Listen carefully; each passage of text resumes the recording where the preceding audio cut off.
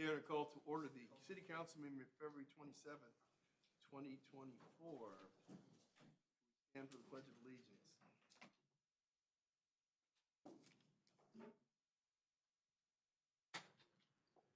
Right hand of your heart, I pledge allegiance to the flag of the United States of America, and to the republic for which it stands, one nation, under God, indivisible, with liberty and justice for all. Clerk, could you call the roll? Yes, Mayor, quorum is present for the City Council, Successor Agency, and Housing Authority. Public comment. Any persons that wish to address the council will be able to stand at the mic and have 3 minutes to discuss anything on the agenda. We're available on Spectrum Channel 35 with audio and limited video.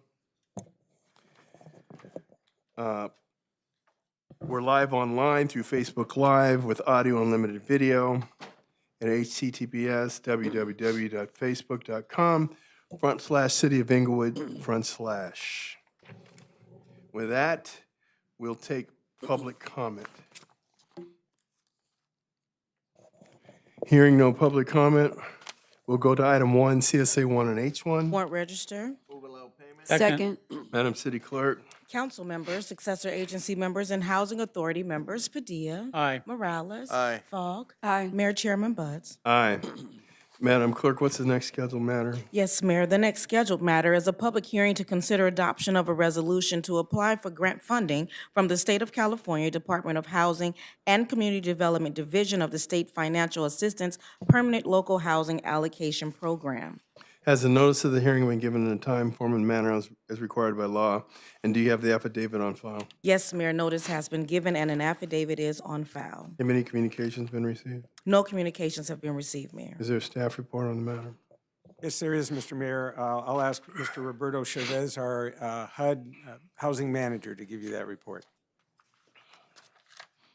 Mr. Chavez. Good afternoon, Mayor and Council, members and members of the public. Thank you for your time and attention. I am here today to help conduct a public hearing for the Permanent Local Housing Allocation Program, referred to as the PLHA. Today's recommendation is that the mayor and council members, 1, conduct a public hearing to adopt a resolution to apply for, accept, and approve the implementation of entitlement grant funding from the State of California Department of Housing and Community Development Program for Public Local Housing Allocation Program. 2, accept public comment. 3, at the conclusion, close the public hearing. A little background on the PLHA program and funding. In 2017, the California legislature passed Senate Bill 2, called the Building Homes and Jobs Act, specifically to address the state's housing shortage and high housing costs. The bill imposed a mandate on county recorders to charge a fee of $75 at the time of recording of every real estate instrument, paper, or notice required or permitted by law to be recorded, not to exceed $225 per transaction. Along with the passage of the bill, the state introduced the PLHA program as a permanent source of funding for housing-related projects.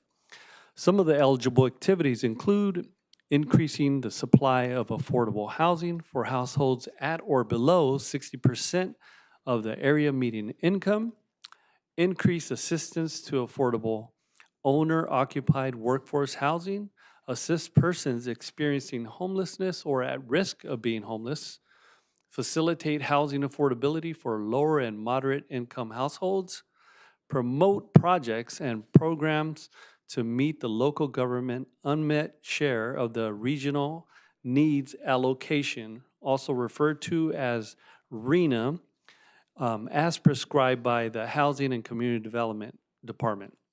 Currently, it's listed at over 7,000 units. It should be noted that to be eligible for the PLHA funding, jurisdictions like Inglewood must have an approved housing element. If Council will recall, in November of 2023, the City of Inglewood's housing element was approved. A big thank you to the Planning Department for that monumental accomplishment, as the housing element is a multi-year plan. Let's talk about some funding. As an entitlement jurisdiction, the City of Inglewood is currently eligible for a PLHA funding amount of just over $3 million, and this covers 3 fiscal years, 2020, 2021, and 2022. 2023 numbers are yet to be determined. The plan is that the city continues to preserve affordable housing supply with long-term affordability covenants of no less than 55 years. For example, the funding may go to a project that is creating new rental housing for families up to 60% of the area median income. The city is strategically positioning itself in a place to partner with affordable housing developers that are interested in building new affordable housing. With that, this concludes my report, and I'd be happy to answer any questions. Any comments from the public? No comments from the public. I move adoption. Second. Madam City Clerk? Council members Padilla, Aye. Morales, Aye. Fogg, Aye. Mayor Buds. Aye. Consent calendar items 2 through 11. So moved. Second. Madam City Clerk? Council members Padilla, Aye. Morales, Aye. Fogg, Aye. Mayor Buds. Aye. DR1. Staff report presenting the fiscal year 2023 through 2024 first quarter budget review report. Is there a report, Mr. City Manager?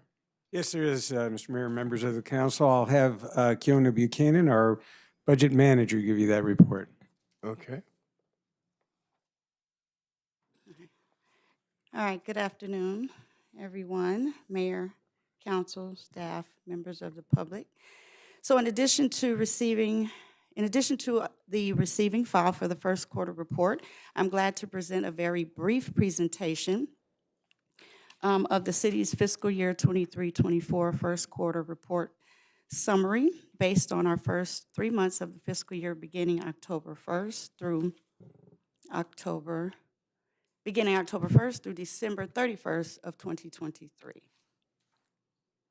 All right, so our first quarter summary report will be presenting, starting off with our key economic indicators. Our property tax has experienced a 5.3% net taxable value increase for the 23-24 tax roll.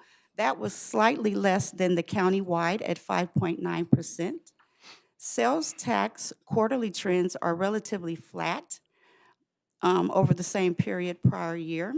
Receipts from restaurants, hotels, and general consumer goods have reported strong sales quarters for both current and prior year same period. Our business license tax is up 28.6% over the prior year same period. The increases have been highly anticipated due to the ongoing increase of new business developments, increased business permits, and demand for new businesses, and inflation costs attributed to business sales. Our UUT has decreased 5.6% over the same period last year. This is slightly lower due to telephone and slight decrease in our cable TV. So most providers are streaming their services instead of paying for cable TV at the time. So we've been experiencing a decrease year over year for actually since COVID over the last 3 to 4 years when it comes to the cable TV. The unemployment for the city is 5.5%. That is slightly down from prior year, same period of 4.9%. Our city expenditures and revenues for the general fund are on par at 18% for the first quarter. All right. So this slide presents a snapshot of the general fund budget as adopted October 1st, 2023, and the current modified as of December 31st, 2023, which covers our first quarter that we are currently presenting for discussion today. So the general fund revenues were $209.8 million, which includes, as noted below, an anticipated carryover in the amount of $20.3 million from fiscal year 22-23 operating general fund balance. Our general fund expenditures at adoption were $203.2 million, projecting an operating balance of $6.6 million for the fiscal year. That was at adoption.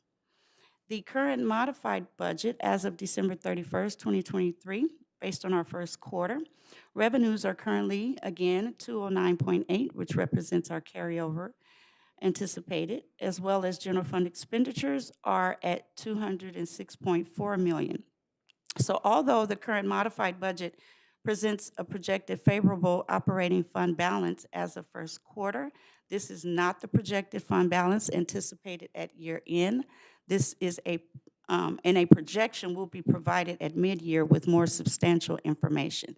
This just presents our current activity as of the first quarter. So here we have, these are our revenue categories that makes up the total general fund revenues. And I'll just give you a brief summary of where we are today, as of first quarter, I'm sorry. So of the current total general fund revenue budget amount of $189.5, the city has received $35.2 million or 18.6 in revenues at first quarter, compared to $57.4 million in the prior year same period. Now, although revenues are $22.2 million less than prior year, this is mostly due to our category considered other revenue, where we had a support of ARPA at the time in our prior year, and all other main categories are up and fairly stable as it relates to our revenues. All right. First quarter general fund expenditure performance. So of the total current general fund expenditure budget amount of $206.4, the city has expended $37.6 million or 18.2% in expenses at first quarter, compared to $40.7 in the prior year same period. Overall, the general fund expenditures are $3.1 million or 7.5% less than the same period. And this decrease in the overall general fund expenditure mainly resulted in our general government non-departmental category, which is just related to some accounting adjustments that fairly augmented this decrease. But ultimately, expenditures are also, like I said, on par with our revenues at this time, and we do expect them to be within the proportionates of mid-year and quarter as the time proceeds, even though they appear to be a little low at the current time. And our first quarter special funds performance. Our special fund categories consist of special revenues, proprietary, and debt service funds. So within this special revenue category, to date revenues are $36.8 million or 17% of the total special revenue amount of $216.3 million, compared to that of $48.8 million received at first quarter prior year same period. These special fund category expenditures to date are $23.5 million or 12.1% of the total special expenditure amount of $194.9, compared to the $54.8 million expended last year first quarter. Please be mindful that these special revenues, though they weigh heavy on the overall category for the special funds, they also vary quite significantly at any time throughout the course of the year for different things related to federal and state drawdowns, funding support, and various project-related activities. So when a project-related activity is up or down, then you also see that affecting where we are currently at being 17% revenues received and 12% expenditures expended at first quarter, compared to a proportionate of 25% at first quarter. Okay, and so our first quarter capital improvement project status category. This slide shows the current capital improvement project appropriation and project status by category. The current citywide CIP appropriation is $48.3 million, which a total of $3.5 million has been expended at first quarter. The current general fund appropriation is $3.1 million, with a total of $1.3 expended at first quarter. We currently have 34 projects that are in the construction phase, which 11 projects are under contract for design at the current moment. And that concludes our presentation. Thank you very guys much. have any? Comments or questions? If there are no questions from the council, then we'll move or receive and file. Okay, DR2. Staff report recommending that the mayor and council members approve an agreement with J. Bradley Wilkes, doing business as Government Consulting Partners, for additional cost allocations and user fee services. Move one and two. Second. Madam City Clerk. Council members Padilla. Aye. Morales. Aye. Fogg. Aye. Mayor Buds. DR3. Staff report recommending that the mayor and council members award a contract and approve an agreement with J.A. Salazar Construction and Supply Corporation for the water mains replacement project on Prairie Avenue per bid number CB-24-02. Move one and two. Second. Madam City Clerk. Council members Padilla. Aye. Morales. Aye. Fogg. Aye. Mayor Buds. Aye. 01. Staff report recommending that the mayor and council members introduce an attached updated salary ordinance for fiscal year 2023 through 2024. Motion to waive further reading. Second. Madam City Clerk. Council members Padilla, Aye. Morales, Aye. Fogg, Aye. Mayor Buds. Aye. Who would like to introduce? I'll introduce. Okay, I think Padilla was like a tenth of a second ahead of Either way. you. A1. Thank you, Mayor. We had two closed session items. The Councilwoman Gray was not present during the closed session items. CS1 was Ramirez versus City of Inglewood. There's a request for settlement authority in that matter. So moved. Second. Madam City Clerk. Council members Padilla, Aye. Morales, Aye. Fogg, Aye. Mayor Buds. Aye. CM1.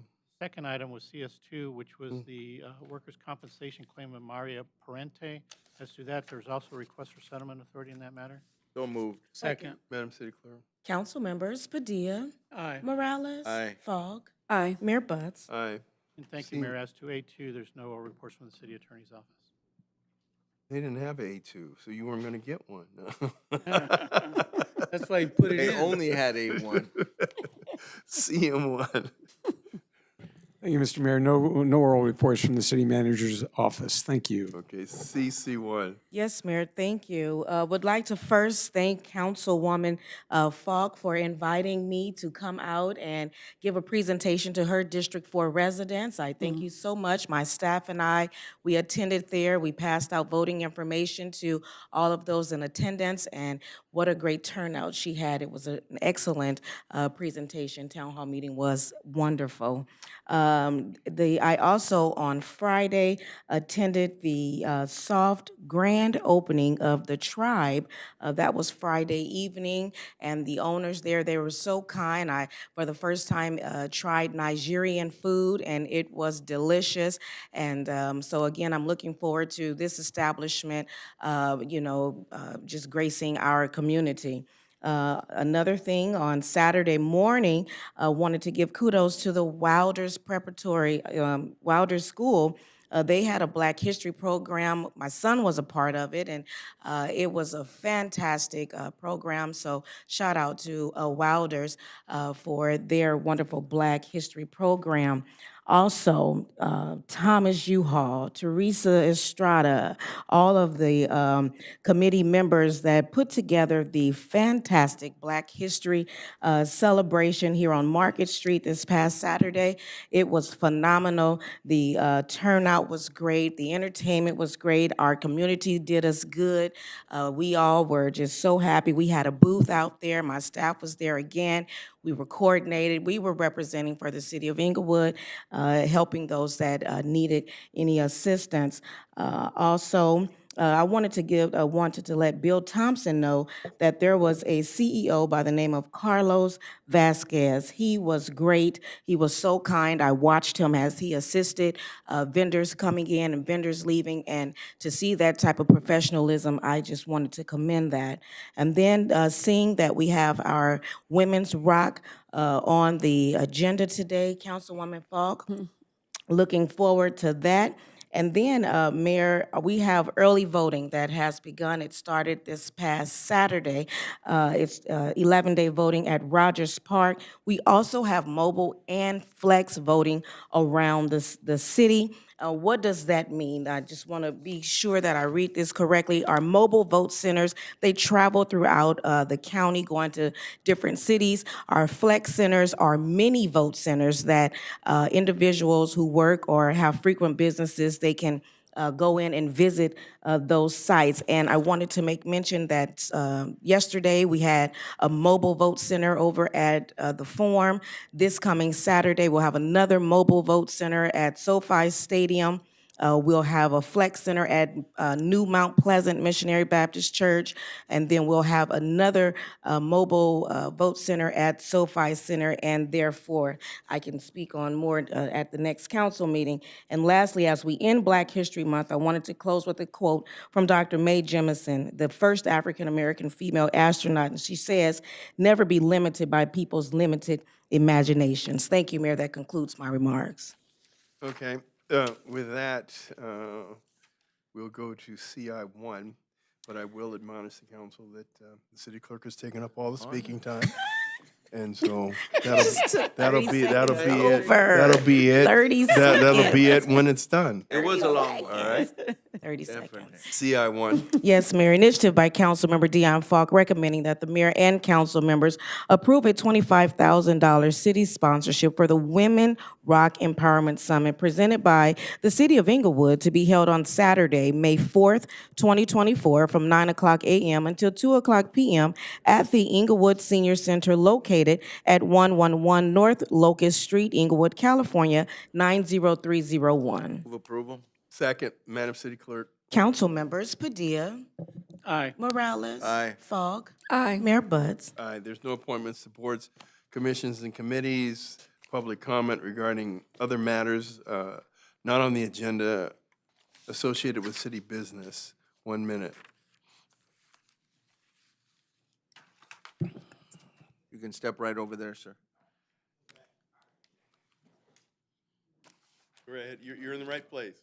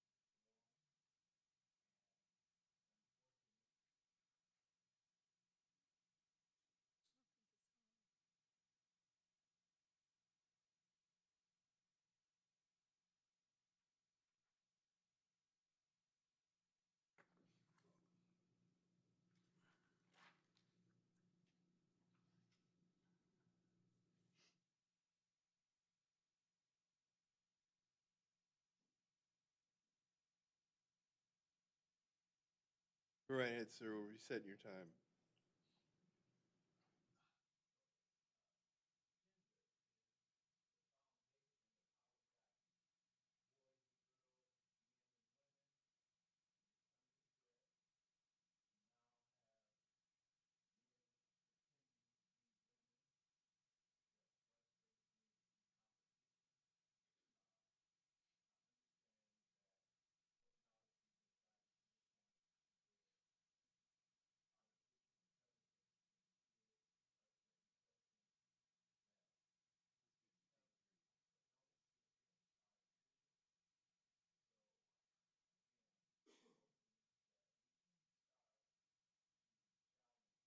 Where we're headed. Thank you. Thank you so much, sir. Are there any other public speakers? Go right ahead, sir.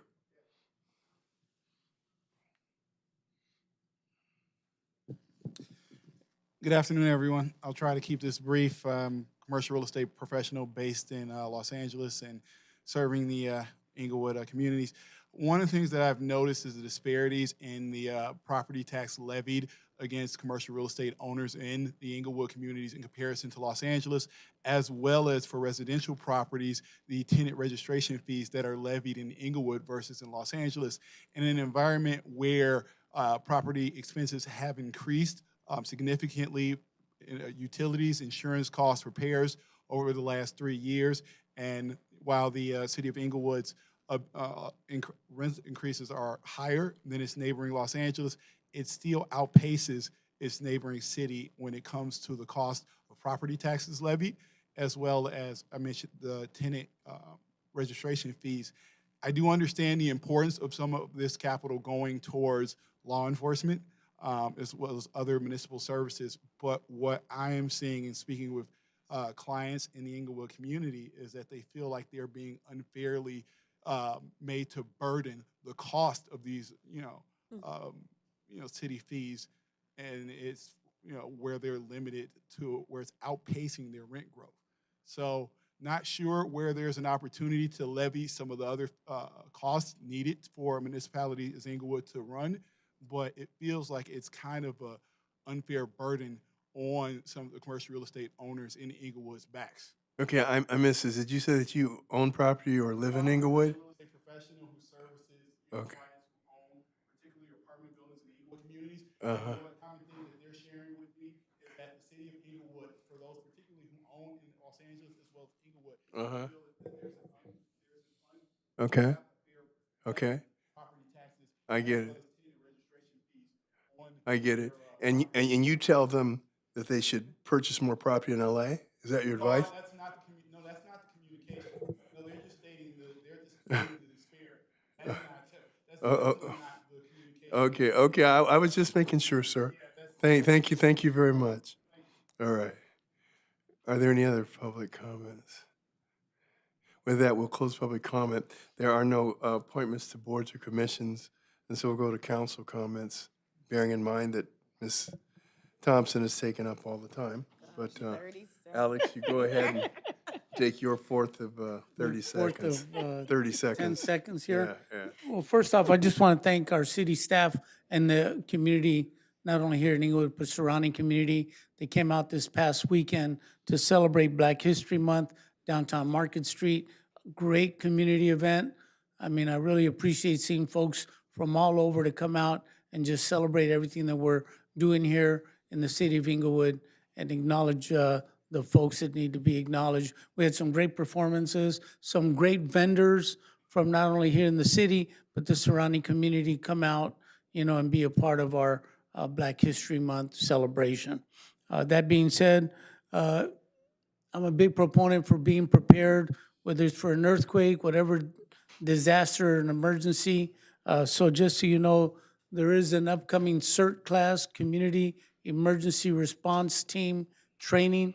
It's put together by our folks here and our emergency folks here in the city and LA County Fire Department. If you're interested, please visit CERT, C-E-R-T, at fire.lacounty.gov. With that, have a great week. Thank you. Councilwoman Dion Falk, District 4. All right, thank you, Mayor.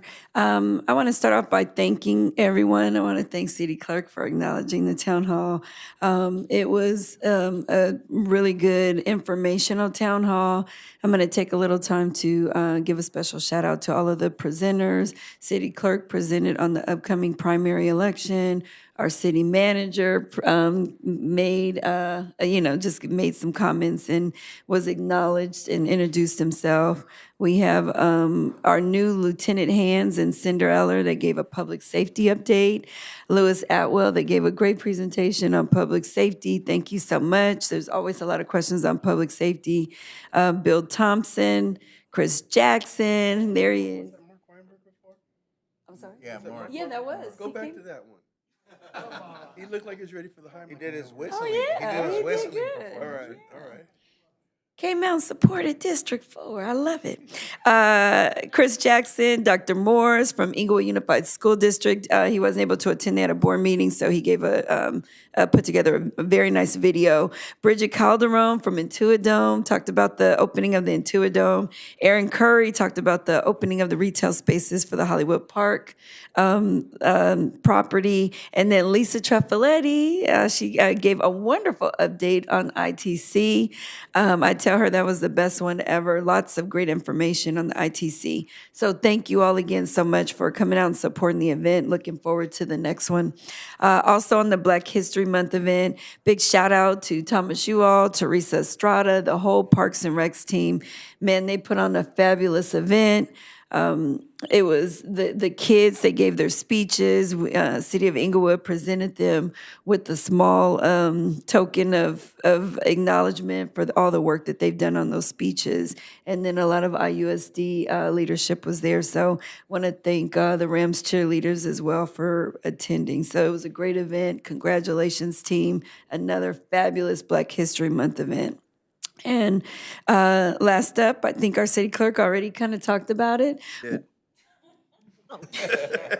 He's killing us up here, y'all. He's killing us. Okay, 30 seconds. But women rock or women talk? Women Rock Empowerment Summit. It is going to be the best one yet. This is our third annual. Teaming up with City Clerk again. We have our new councilwoman, Gloria Gray, who's going to also participate this year. So we're looking forward to having her join us. It's going to be at the Inglewood Senior Center May 4th. So please, please, please mark your calendars and plan to attend. We look forward to welcoming all our women there to get lots of great information on health, finances. We have some great keynote speakers planned, and you'll start seeing the teasers for that. So thank you so much for all the support, and we look forward to seeing you all on May 4th. Thanks. Thank you, Councilman Morales, District 3. Man, everything feels like leftovers right now. It's all been said, buddy. No, first, just like to also thank the staff. They always, I mean, it's just must be an amazing amount of work that goes to the Black History Month and events such as that on Market Street. So Thomas, Teresa, and all the staff that sets everything up. I mean, it was an awesome event, as you've heard. Last week, with the mayor down, I went to a couple of events on his behalf, and one of them was the Charles Drew University Black History event. We don't have pictures, but I wanted to point it out because I learned so much, not only about, hey, all these holidays are so important that we celebrate because we get to learn so much about each other's culture. But Charles Drew always knew he was a great doctor, always knew he did great things. First of all, he's responsible for the blood transfusions that we see and blood storage that even the Red Cross still uses, which is an amazing feat. But aside from that, he was one of the best doctors in the hospitals, and they gave him a name, but I don't want to butcher it, so I don't know exactly what they called these hospitals, but it was where all the newly freed slaves would go. And there were not that many doctors, and he would work countless hours. And his daughter was actually at this event on Friday and spoke about that and spoke about, how very little time that he had for the family. So, great men, they sacrifice so much, and we forget there's a family behind them. So we celebrate not only them, but their families during this month. So I just wanted to point that out. And great event, Charles Drew University. And then I'd like to close today in memory of Miss Maria Elena Reynoso, which is, I wrote it down here, Mayor, but I'm gonna hand it to you. But it's the grandmother of school board member Ernesto Castillo, who walked in. She is the matriarch of their family. They have maybe about probably between 40 and 50 residents here that are relatives. And she was on 93rd Street, am I right? So, that came as a surprise, but when I found out, I know that the whole family, he said, everybody's here. So that must have been a packed house, and that shows, what she did for your family. So our condolences, Ernie, you're a friend, and so is your family, man, but our best to you. So that's it, Mayor. I wanted to thank Councilman Morales. He attended quite a few events for me. Wednesday before this past one, I had a full left knee replacement. I have to tell you, this is the most painful surgery I've ever endured. Fortunately, I can walk. You're not supposed to be able to walk for 3 months. I was able to walk, but it's nothing to be proud of. But I would tell you this, I want to thank you very much because I received nothing but a lot of great commendations about what you did stepping in for me. And with that, we're going to close in the name of Maria Elena Reynoso, the grandmother of Ernesto. We give you our condolences as the Assembly City family. And I also want to close in the name of, I think it's Lena Thurman. Let's see. Yes, Lena Thurman, and she's the wife of Pastor Thurman. And that service was held on Friday, February 23rd. And with that, we're adjourned. Okay. Well, your minutes. No.